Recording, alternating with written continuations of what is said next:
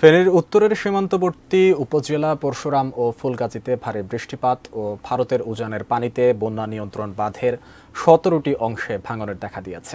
এতে লোকালয়ে পানি ঢুকে অন্তত ৮০টি গ্রাম প্লাবিত হয়ে ৬০,০০০ পরিবার পানিবন্দী হয়ে পড়েছেন। ফুলগাজী আঞ্চলিক সড়ক থেকে বিস্তারিত জানাতে যুক্ত হচ্ছেন প্রতিনিধি দিদারুল আলম। আমরা সরাসরি যুক্ত হচ্ছি তার সঙ্গে। দিদার, নিশ্চয়ই শুনতে পাচ্ছেন পরশুরাম ও ফুলগাজীতে ভারী বৃষ্টিপাতে সেখানকার মানুষের কি অবস্থা আমরা দেখতে পাচ্ছি। আপনি নিজেও পানিতে দাঁড়িয়ে আছেন, তো সব মিলিয়ে কি তথ্য রয়েছে জানাবেন আমাকে।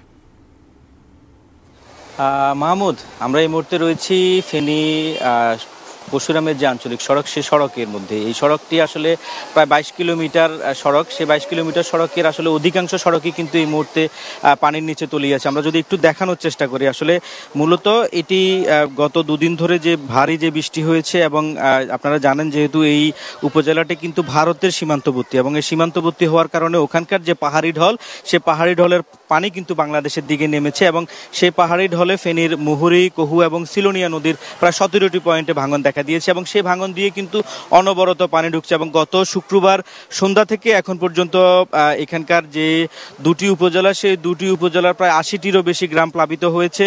এবং এর পাশাপাশি এখানে এখন পর্যন্ত আমরা যে সংবাদ পেয়েছি যে প্রায় ৬০ থেকে ৭০,০০০ মানুষ কিন্তু পানিবন্দী হয়ে পড়েছে, এবং যেখানে আসলে পানি ওঠার কথা না সেখানেও কিন্তু পানি উঠেছে। এখানকার যারা স্থানীয় রয়েছেন তারা বলছেন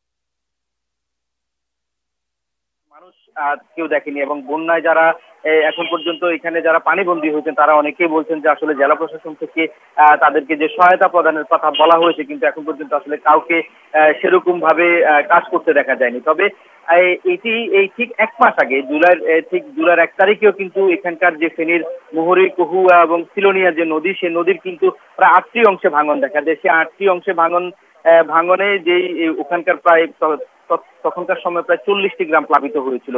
সেটির রেস্ট না কাটতেই কিন্তু ঠিক আগস্টে আবার সেই নদীর ১৭টি পয়েন্টে ভাঙন দেখা দেয়, যে কারণে আসলে এখানকার মানুষরা বলছেন যে আসলে প্রতিবারই আসলে এখানকার নদীগুলোতে ভাঙন দেখা দেয়। এখানকার স্থানীয় মানে জেলা প্রশাসন থেকে শুরু করে তারা বারবারই কিন্তু এখানকার স্থানীয় জনপ্রতিনিধিরাও কিন্তু তাদেরকে আশ্বাস দিয়ে যাচ্ছেন, কিন্তু এখানকার নদীর যে স্থায়ী বাঁধ, সে বাঁধের আসলে এখন পর্যন্ত স্থায়ী কাজ শুরু হয়নি, যে কারণে এখানকার স্থানীয়রা আসলে একটু ক্ষিপ্ত রয়েছেন। তারা বলছেন যে বারবারই আমাদেরকে আশ্বাস দেওয়া হচ্ছে, কিন্তু সে আশ্বাসে এখন পর্যন্ত কিন্তু কোনো মেরামত অথবা স্থায়ী সমাধানের দিকে যায়নি।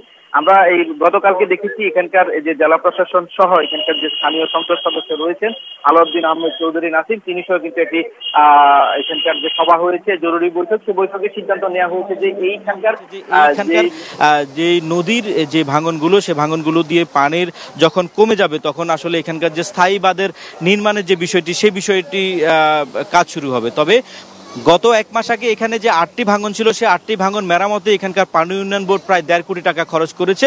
সেই ৮টি পয়েন্ট দিয়েও কিন্তু এবার আবার নতুন করে ভাঙন দেখা দিয়েছে।